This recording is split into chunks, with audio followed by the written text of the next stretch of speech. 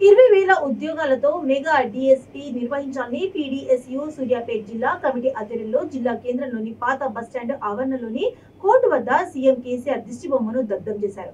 ఈ సందర్భంగా పీడీఎస్యూ జిల్లా అధ్యక్షుడు పోలేబోయిన కిరణ్ మాట్లాడుతూ కేసీఆర్ 9 ఏళ్ల పాలనలో విద్యార్థులు నిరుద్యోగులు అడుగడుగునా దగా మోసానికి గురవుతున్నారని అన్నారు.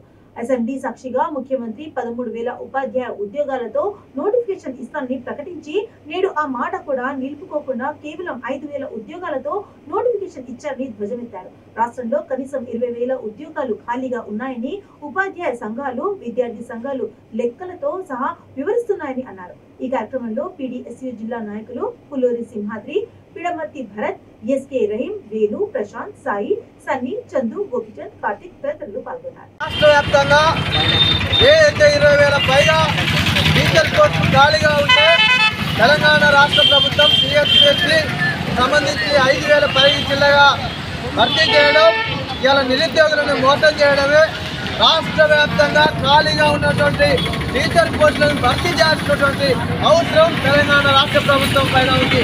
ఇప్పటికే నిరుద్యోగులు అనేక అవసరం పడి తెలంగాణ రాష్ట్ర వ్యాప్తంగా లక్షలాది రూపాయలు ఇలా అప్పులు చేసి కోచింగ్ సెంటర్లలో అప్పులు చేసుకొని ఇలా కోచింగ్ సెంటర్లలో కోచింగ్ తీసుకుంటా ఉంటే తెలంగాణ రాష్ట్ర ప్రభుత్వం పేరుకే నామమాత్రంగా కొన్ని ఉద్యోగాలను భర్తీ చేసి ఇలా నిరుద్యోగుల మోసం చేస్తున్నటువంటి పరిస్థితి ఉంది.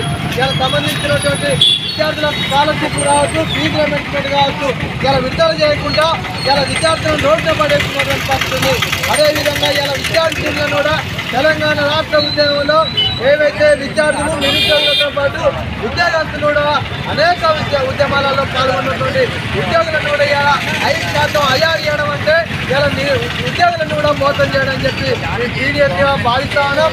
తక్షణమే రాష్ట్ర వ్యాప్తంగా మెగా డిఎస్సీ ప్రకటించాలని చెప్పి అదేవిధంగా సంబంధించినటువంటి స్కాలర్షిప్, ఫీజు రిమెంట్మెంట్ పెంచిన ఏదైతే కార్పొరేట్ ఛార్జీలో విద్యార్థులు కూడా ఇచ్చి ఇలా సంబంధించిన ఉద్యోగులకు కూడా అయ్యారును కూడా పెంచాలని చెప్పి మేము సీరియస్గా ఇలా కేసీఆర్ దిష్టిబొమ్మను కాదని చెప్తాం.